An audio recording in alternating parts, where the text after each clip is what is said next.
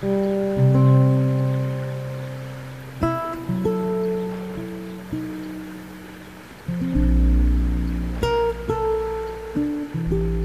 сеќавате на оној стар виц во кој се менуваат актерите зависно од тоа кој ти е прв на омразената листа. Си стојат двајца на пат и му абетат. Едниот одеднаш го прекинува и забележува. Чекај малку, иде еден човек. Вториот добро се загледува во силуетата која надоаѓа и по неколку мига му одговара. Не бе, цигане. Циганот би можел да биде и шиптар, црнец, педер, инвалид. И се што ќе ти текне. Ама она што не ти текнува е дека во тој момент ти си дискриминатор.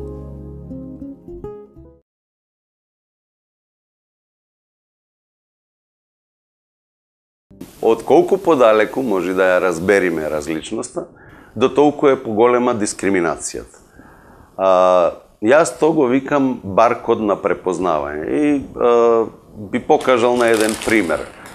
Ова е чипс и тука има баркод, ама ова е баркод на продажба. Многу слично баркод на препознавање функционира.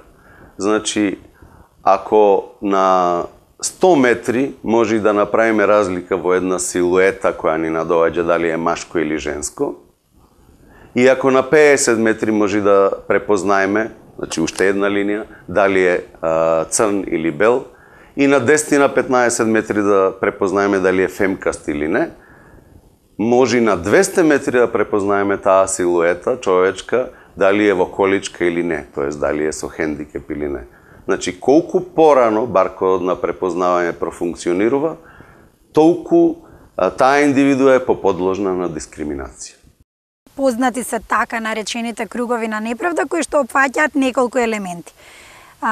Едниот елемент, првиот круг, најширокиот круг, веќе ако можеме така да ги замислиме, да ги нацртаме, е она што го викаме нефер однесување. Значи, комшијата има 3 возила, ја имам едно возило и стварно не е ферот и он има 3 возила, меѓутоа дали е тоа дискриминација? И одговорот е не, тоа не е дискриминација. Вториот круг го имаме така нареченото кршење на човекови права. Значи, децата, ромчиња што питачат на улица, ниту е фер, се кршат нивните човекови права, посебно правото на образование, меѓутоа дали е тоа дискриминација? Е прашање во овој случај вака разговорно кажано и тоа не би представувало дискриминација. Третиот, потесниот круг од сите овие другите е она што ние го нарекуваме противзаконско. Значи, што е противзаконско? Секое кривично дело, меѓутоа и секоја повреда на човекови права исто така е противзаконска. И тука можеме милион примери да дадеме, меѓутоа она за кое што нас не интересира е она што е дискриминација. Дискриминацијата е најтесниот круг во сите овие. Треба да биде нефер, треба да биде противзаконско, треба да се кршат човекови права за да можеме да речеме дека се случува и дискриминација. Постојат повеќе причини за појавата на феноменот дискриминација. Најчесто дискриминираме кога нештото не го познаваме, кога одредена група ни е различна или чудна. И тогаш, кога нештото не го познаваме, или напаѓаме, или бегаме. Ете така дискриминираме. Дискриминација е секој разликување, исклучување или нееднакво постапување кој има за цел или резултира во невозможувањето во практикувањето на сите права и слободи. Односно, дискриминацијата практично значи ставање во понеповолен третман на едно лице во однос на друго лице во иста или слична ситуација. Најголем дел од нас кон дискриминацијата гледаат како на некакво божен благо прекршување на некакви си права. Причината за правното регулирање на дискриминацијата лежи во препознавањето на нејзиниот потенцијал за ескалација. Газењето на туѓите права е како газење по минско поле. Кога тогаш ќе ти експлодира. Доколку не постојат соодветни мерки за борба против неа, секое општество ризикува незадоволство и насилство. Дискриминацијата е корен на бројни злодела на секаде низ светот и многу лесно станува од играчка плачка. Дискриминацијата и геноцидот не се во директна причинско-последична врска. Тие представуваат двата краја, двете крајности на еден голем и широк спектар. Овој спектар во кратки црти објаснет означува од митови и легенди, преку најразлични форми на стереотипизација, кои што исто така не се правно регулирани и нормирани, преку директна и индиректна дискриминација, која што не е кривично дело, преку говорот на омраза, како и делата од омраза кои што се кривични дела во националните системи, па завршувајќи со геноцид кој што е jus cogens кривично дело на интернационално ниво. Случајно се погодивме во еден ресторан во Скопје. Онака спонтано отидовме и спонтано си седевме, нели, си јадевме што и да е. Како одминуваше, да речам, времето, приметив една многу чудна ситуација. Значи, дојде детенце ромче, малечко, со братче или сестриче, не знам што беше, од прилика да има негде, што знам, околу максимум 10 години. Си купија сладолед и фино, веројатно знаејќи си дека секогаш се бркани или дискриминирани на било кој начин, си појдоа во ќош од ресторанот, си седеа нормално, си го јадеа сладоледот и не правеа, значи, никаква гужва, никаква галама. И дојде една од продавачките кој што работеше во ресторанот и ги избрка, практично ги избрка. Се сеќавам на еден случај во мојата институција, поднесе представка лице со посебни потреби или како што нашиот устав го има со инвалидност, бараше заштита на неговото право затоа што конкурирал на еден оглас според кој требало да бидат поставени или лиценцирани нотари.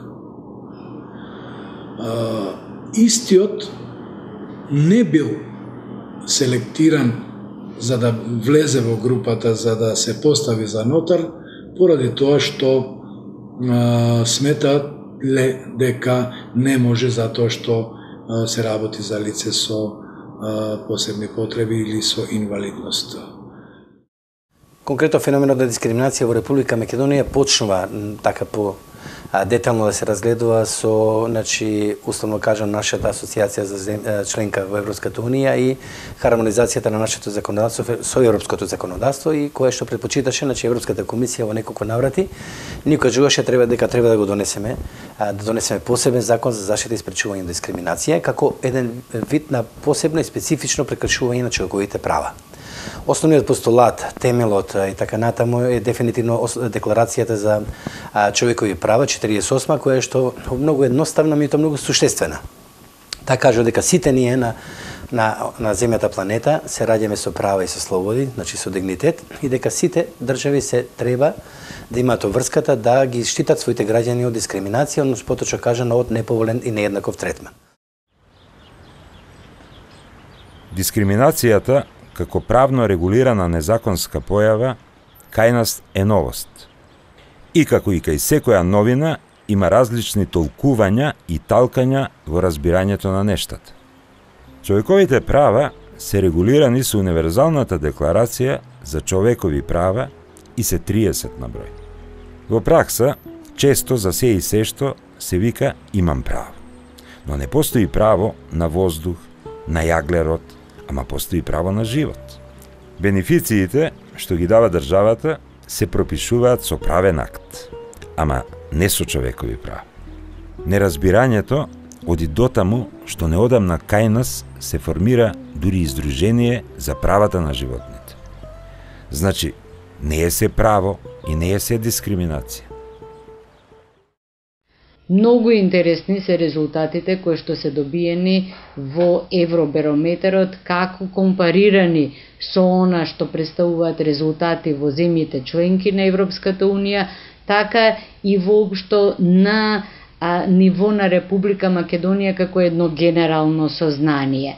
Она што можеме да го видиме е дека дискриминација постои, дека луѓето на едно површно декларативно ниво се прилично свесни за постоењето на дискриминација по различни основи, дека одделни облици на дискриминација едноставно е многу тешко да се перцепираат. Она што се потврди дека и натаму најзастапена форма на дискриминација или најперцепирана форма е партиската припадност.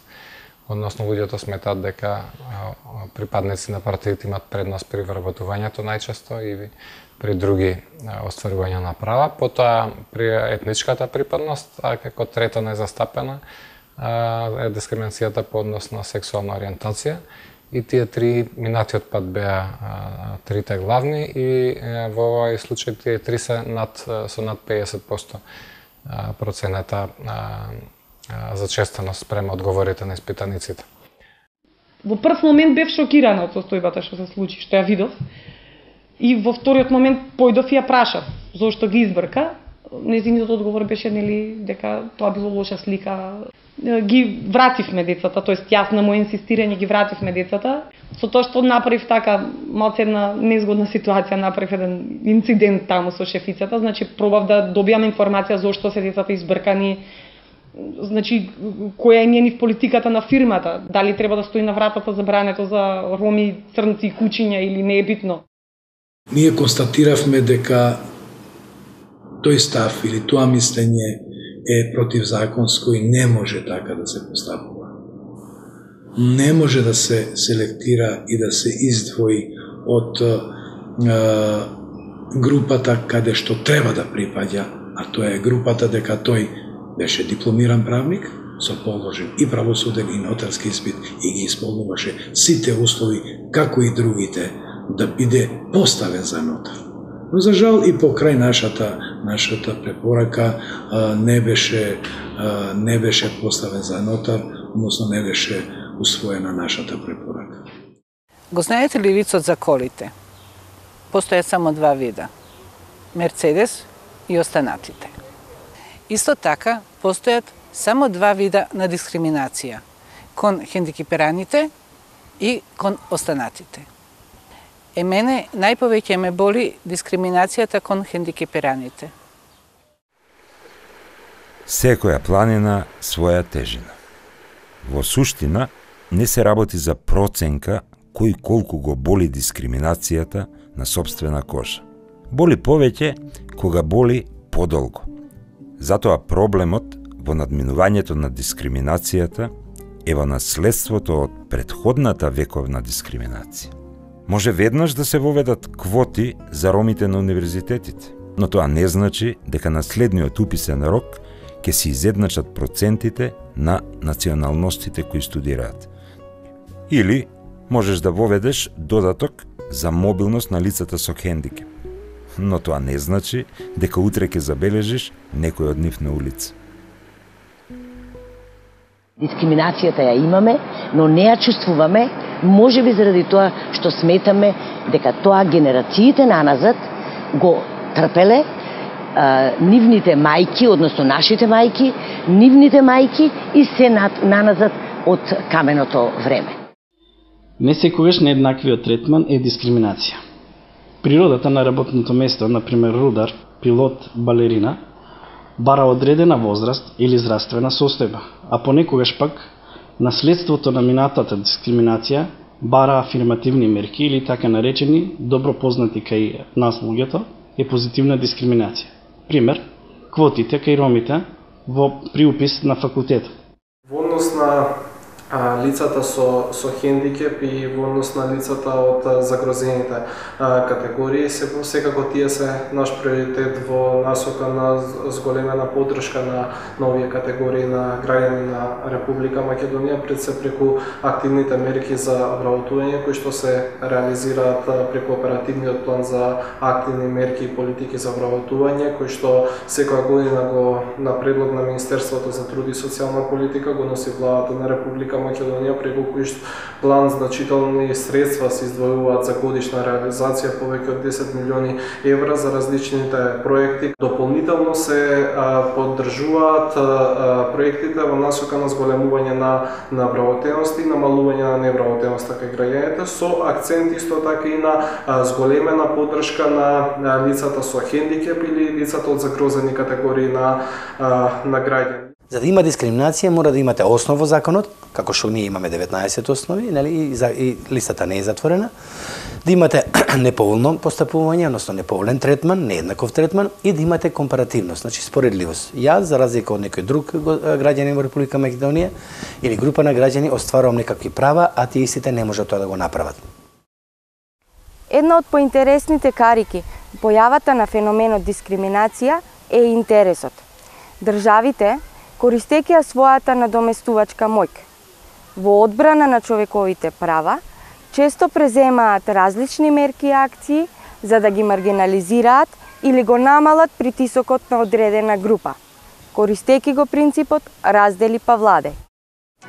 Има една култна песна, се вика Хотел Калифорнија, и таа ми е често пати метафора за хендикепот, што значи. Значи, во песната главниот јунак заглавува во некаква секта и се покајува, сака да излези од таму, но го пречекува чуварот и му вика: извини, ние сме овде програмирани да ве примаме, можеш да си дојдеш кога сакаш, ама не може никогаш да излезеш. Што сакам да кажам? Значи, хендикепот е таков Хотел Калифорнија, која си внатре нема надвор. Значи, ампутирана нога не зараснува и дораснува. Ако си наеднаш така, брзо ќе стасаш и на две, а потоа ќе седнеш и во колечка.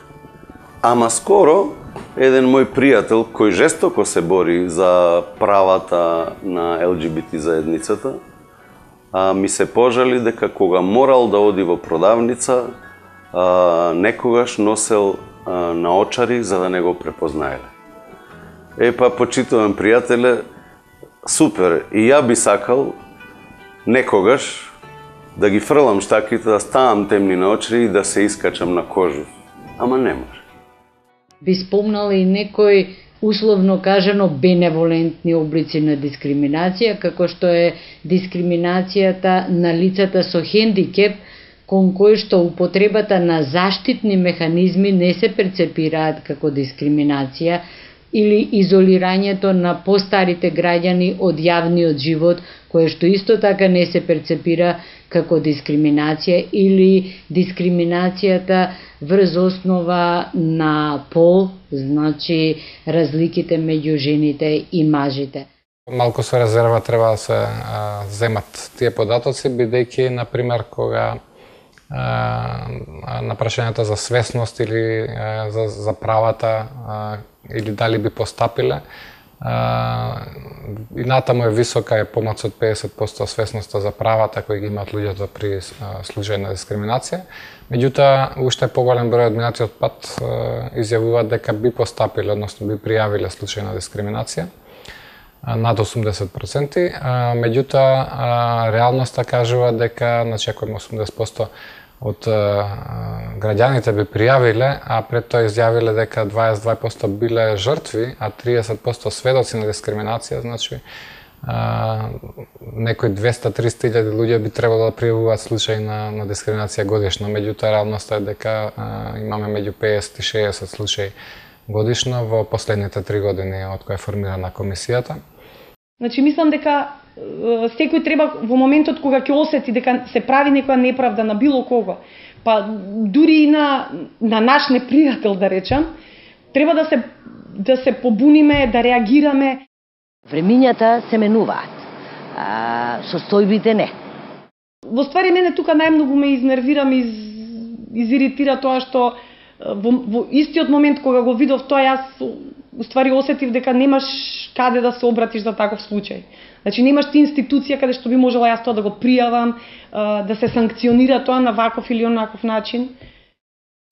Исто така и натаму што е чудно, а исто како претходното истражување, дека најчесто луѓето би пријавиле во полиција, а не во институциите за заштита од дискриминација без оглед дали тоа комисијата и народниот правобранител. Она што ми е драго, што во ова истражување, бидејќи минатиот пат кога се правеше не беше формирана комисијата, овој пат комисијата е втора на таа листа со 8%, значи граѓаните веќе знаат за постоењето на комисијата за заштита од дискриминација и дека после полицијата најпрво би се обратиле таму фактички каде што треба. Конечно почна ке нас многу посериозно да се размисла на оваа тема, од кога буквално Европската комисија во контекст на хармонизација на нашето законодавство со европското инсистираше да се донесе посебен закон кој ќе го третира токму ова прашање со прашањето на дискриминацијата во Република Македонија, како и во сите делови во светот. Во тој контекст се донесе законот 2010 година, на база на него се донесе кој се формираше комисијата за заштита од дискриминација и веднаш истата од 1.1.2011 почна да работи, значи ние говориме пак за една институција која што е плюс, да кажеме, во полето на спречување и заштита од дискриминација, затоа што тука се судовите, тука е Уставниот суд, тука е Народниот правобранител, мито ние викаме преферираме да бидеме централен авторитет затоа што работиме на полето на дискриминација и по однос на приватниот и по однос на јавниот сектор. Секое разликување само по себе не е дискриминација. Тоа значи дека ако колега мој ме викне мене на пијачка кај него дома или колешка, а него викне другиот колега кој што е, да речеме, жена или кој што е со определена етничка припадност или кој што е лице со хендикеп, само тоа по себе не значи дека дискриминација. Меѓутоа, ако тој значи тоа лице е работодавец и не го прими некого на работа само заради тоа што е жена, само заради тоа што има определена етничка припадност или само заради тоа што е лице со хендикеп, тога станува збор за дискриминација. И у суштина, имајќи ги овие кругови на неправда во привид, треба да кажеме дека секој од нас е потенцијален дискриминатор, меѓутоа и потенцијална жртва од дискриминација. Прашање од типот дали би сакале сосед да ви биде припадник на ромската етничка заедница или со различна сексуална ориентација или со хендикеп и слично. И тука се забележува пораст на толеранцијата за разлика од минатиот пат, така да на најголем дел, односно сите, освен при лицата со различна сексуална ориентација, имаат мнозинска и то убедлива значително мнозинство од граѓаните, значи оценките се меѓу 75 и 82%, оцениле дека би се чувствувале пријатно доколку во соседство имаат припадници на некои од тие групи, освен, значи, велам од сексуална ориентација, каде што е доста висока нетолеранцијата, односно, граѓаните изјавуваат дека би имале проблем или им пречи да имаат сосед со различна сексуална ориентација. Во исто време, сите сме ние и жртви и следбеници на NIMBY ефектот. NIMBY е кратенка од на англиското not in my backyard, што значи не во мојот двор или не кај мене дома. Што сака да кажи овој ефект? Значи, сите генерално се согласуваат, некој си, например, лице со хендикеп, нека си се бори за правата на лица со хендикеп. Ама се јавува многу голем отпор кога истото тоа лице треба да му дојди во неговиот двор, тоест да му биде сосед или шеф на работа, а не дај Боже пак зет или сна. Муабетов е дека ние сме жртви и следбеници на она познатата приказна за доктор Джекил и мистер Хайд. Дискриминирани и дискриминатори, ама сепак соочени самите со себе. Дискриминираните може и да не знаат дека се жртви. Си мислат, таков е животот, Божја судба, карма. А дискриминаторите може да се повикуваат на традиција и да не се свесни дека тоа и ненамерно го прават. На оние пак, кои тоа го прават со намера и самоуживање, им нема спас, се додека не се најдат од другата страна на цртата.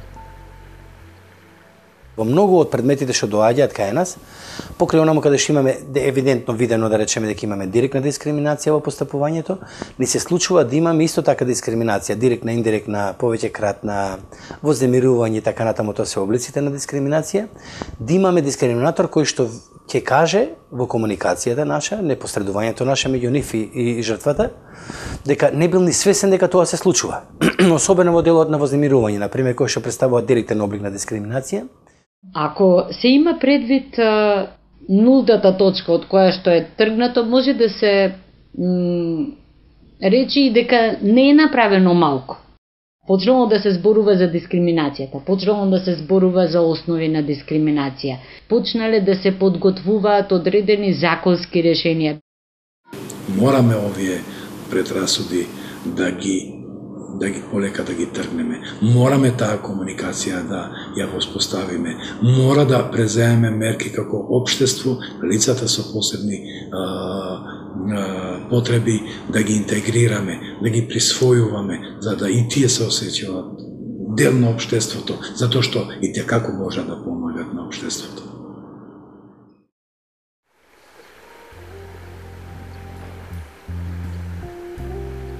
Кој човек е пијаница? Не е тоа секој човек кој има проблем со алкохолот. Пијаница е човек кој пие, а не ти се бендисува. Доколку тој ист човек ти се допаѓа, тогаш нема да биде пијаница. Туку ќе стане људина, боемчина, цар, мераклија, па дури и маестро. И ќе биде се што ќе ти текне. Ама треба да ти текне дека ти си дискриминатор.